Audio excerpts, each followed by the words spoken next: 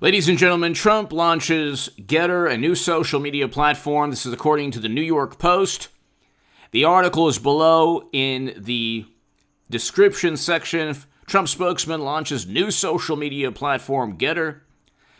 It's officially launched on July 4th, Independence Day. And I'm going to focus on the opportunities and the potential pitfalls of this new social media platform. If you subscribed to GETTR, let me know in the comments section. The New York Post article will be below in the description. By the way, I might have another, so hit subscribe to this channel, H.A. Goodman's other channel. But we're almost at 183,000 subs on this channel. I'm doing it all myself. I'm not part of a $25 million funded, venture capital funded monstrosity. I haven't joined a network of people facing, well, interestingly enough, they're facing a discrimination suit right now, lawsuit. But anyway, nobody's talking about that. Gee, I wonder why. But I'm doing it all myself. So hit subscribe to this channel, ladies and gentlemen. I'm not on social media. I don't have Twitter. I don't have Facebook. And I haven't had Twitter or Facebook for 3 years. I might have a live stream later this evening again, because I've been told that a bunch of people didn't get a chance to participate on the first live stream earlier today because of the July 4th festivities. So it might be at around 10:30 p.m. Pacific. I will let everybody know.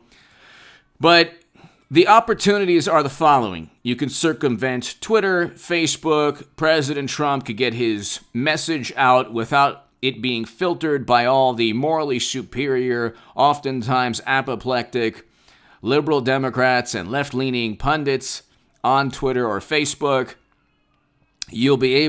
President Trump will be able to talk about things like, the president's son's emails that show that the president lied about meetings.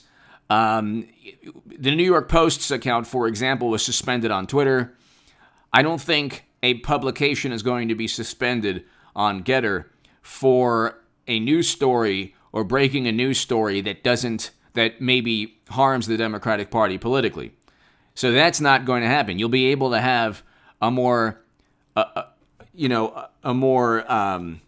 free flow of information. Now,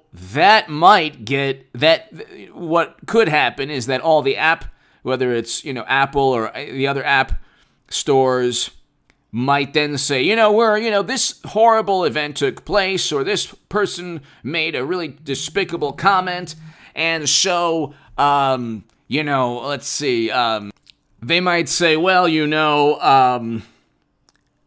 going to suspend the purchase or ban the purchase of GETTR on the app stores because of a person saying something we find horrendous, or because of an event that was talked about or championed or whatever on GETTR or that social media platform. So there are a million ways that they could eventually, there have been other platforms too that have been shut down or no longer exist because of, if they can't prevent your speech, they'll prevent the platform for you to speak. So, the pitfalls, though, span beyond that. I like President Trump because he presided over record low unemployment, wage increases. He reversed U.S. foreign policy. He brought home Americans. That's the reason President Biden is, withdrawing Americans, because of Trump. President Trump was the first president to step foot in North Korea, a landmark, monumental foreign policy achievement that President Moon Jae-in of South Korea stated, that Trump deserved the Nobel Peace Prize. So, what you don't want to do, however, social media, President Trump's Twitter account overshadowed all of that. That's the problem. His Twitter account overshadowed the fact that he allocated and made the funding permanent. He allocated more funding to historically black colleges and universities than any president ever. He got a greater percentage of the non-white vote than any Republican candidate in 60 years. If the rebuttal is, Bush got a higher percentage, Bush at that point had the media firmly in his pocket. That's why he was able to get away with or able to engage in the most destructive policies for such a long time, for two terms. But you have media now slithering towards the Democratic Party, or firmly in bed with the Democratic Party. And the media was more objective. Dan Rather lost his job for reporting on a story that was false pertaining to Trump.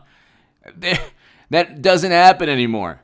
False news stories pertaining to Trump are daily.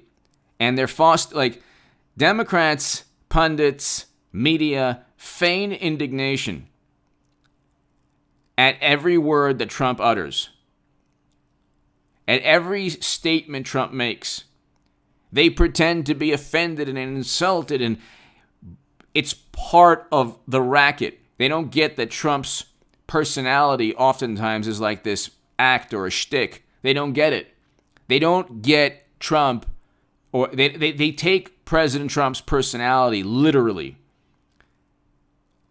They don't realize that they've never treated him in the manner that President Biden and other presidents have been treated and are being treated right now. President Biden is being lifted up and protected. It's almost like a cocoon. It's like this, they've propped him up on this soft pillow of positive media coverage, or just the worst media coverage is coverage that doesn't even address negative stories, like doesn't focus or speculate or promote suspicion of our beloved President Biden's administration. But see, what President Trump needs to do is remember that the last year of his presidency was a trap, a social media pitfall. It was the digital and cyber equivalent of quicksand, where everything he did, everything he said served to make the indignation of Democrats more intense. Every time, like for the past year, things were obviously, the year and a half, things were obviously, or the year prior to Biden, we had catastrophes that weren't Trump's fault. The pandemic was not Trump's fault. The gleeful tanking of American society and economy was done primarily by the experts who always back the Democratic Party's message. That's not Trump's fault. Democratic run states had the highest per capita rates. Not Trump's fault. Greatest number of lives lost. Not Trump's fault. Andrew Cuomo was lifted up even though he put infected people in elderly care facilities. So, I mean, you can look. We had record low unemployment, wage increases under President Trump. He did great things. He did. You can't deny he presided over a great economy. He also did great things. But those things were overshadowed by the fuel that he gave Democrats. See, President Trump, Democrats feed off of Trump. They don't feed off of Biden. Okay? Nothing feeds off of Biden. If you were being fed off of Biden, you'd starve. But they feed off of Trump. They utilize him as a foil because they stand for nothing. So they have to compare themselves to this orange monster that they've created that Trump props up sometimes with certain statements. I think that on GETTR, he needs to watch out because it'll basically be like he's on Twitter, because what he'll say on GETTR will be retweeted on Twitter. And it will serve the same purpose for Democrats to convince themselves that they're morally superior because Trump said something offensive, and oh my God, this is the end of civility in our country, and oh, look what Trump is doing, and he's more powerful than ever, and oh my God, the sky is falling. What do? You know, they have the House, they have the Senate, they have the Oval Office, the presidency. What more do they want? But it's never enough. It's never enough because they don't really stand for it. The infrastructure bill is going to decrease economic growth at a time when our economy is in the toilet and unemployment is increased. So there you go. They can't focus on their track record. They have to focus on how bad of a person Trump is in their minds. And GETTR, if he's not careful, could serve to help Democrats. Give me your thoughts below. Hit subscribe right now. I'll be back. I might be back at around 10:30 tonight for another live stream. I'll let everybody